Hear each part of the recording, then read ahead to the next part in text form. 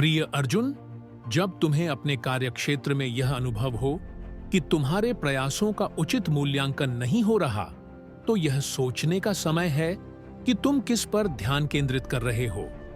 तुमने अपने कर्तव्यों की ओर ध्यान दिया है या केवल परिणामों की चिंता में उलझ गए हो। तुम्हारा अधिकार केवल कर्म पर है, फल पर नहीं। यदि तुम्हें अपने काम के प्रति समर्पण है तो यह तुम्हारी आत्मा को शुद्ध करता है। लेकिन जब तुम केवल प्रशंसा या मान्यता की लालसा में कार्य करते हो, तब निराशा अवश्य आती है। जो दूसरों की स्वीकृति पर निर्भर होता है वह सदा ही अशांत रहता है। अपने कार्य को स्वयं के आत्मविकास के लिए करो, न कि संसार से वाहवाही पाने के लिए। सोचो कि क्या यह संसार वास्तव में तुम्हारे मूल्य को पूरी तरह से समझ सकता है। संसार सीमित है और प्रत्येक व्यक्ति अपनी सीमित दृष्टि से देखता है। यदि तुम स्वयं अपनी क्षमताओं को पहचानते हो तो दूसरों की स्वीकृति की आवश्यकता क्यों? आत्मविश्वास ही आत्मा की सबसे बड़ी शक्ति है। जब तुम्हें अपनी आत्मा की शक्ति का अनुभव होता है तो कोई बाहरी मान्यता तुम्हें डिगा नहीं सकती। योग में स्थित होकर बिना आसक्ति के कार्य करो। जो कार्य तुम करते हो वह इस ब्रह्मांड का हिस्सा है। तुम्हारा प्रत्येक प्रयास, चाहे वह कितना भी छोटा क्यों ना हो, इस संसार के संतुलन में योगदान देता है। सोचो, क्या सूरज कभी यह सोचता है कि उसके प्रकाश की सराहना की जा रही है या नहीं?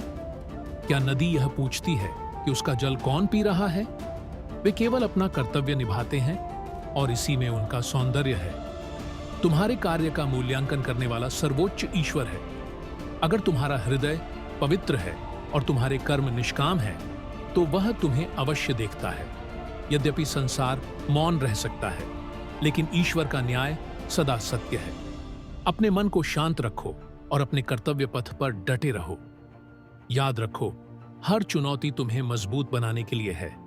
अगर आज तुम अंडरवैल्यूड महसूस कर रहे हो तो यह तुम्हारी सहन शक्ति और धैर्य की परीक्षा है।